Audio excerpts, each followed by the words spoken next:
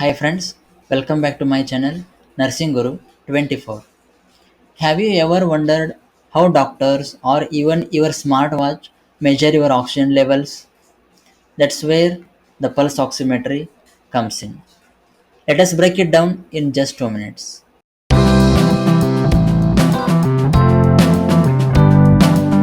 What is pulse oximetry? Pulse oximetry is a simple, non invasive way to measure how much oxygen is in blood.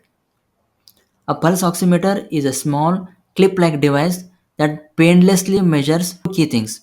One is oxygen saturation, that is how much oxygen your blood is carrying.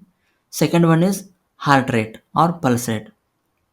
Pulse oximetry is commonly used in hospitals or at homes or even by athletes. Pulse oximeters often see placed on a patient's finger or toe.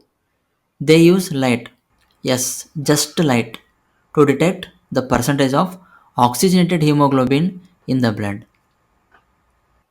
SpO₂, peripheral capillary oxygen saturation.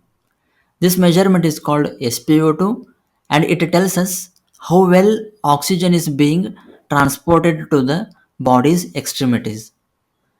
A normal SpO₂ reading is typically between 95 to 100 percentage. If it drops below 90%, that is considered hypoxemia and it may require immediate medical attention like oxygen administration.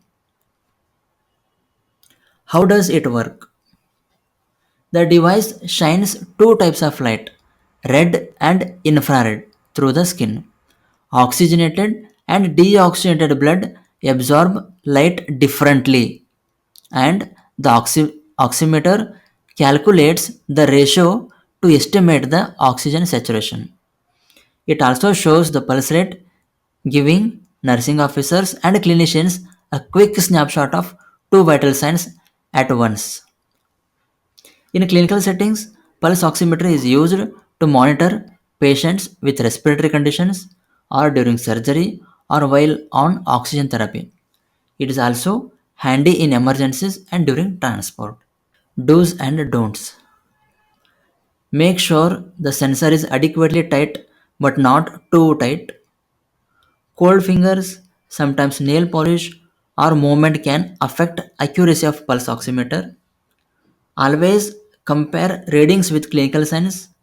Pulse oximetry is a tool, not a diagnosis. Thank you for watching this video.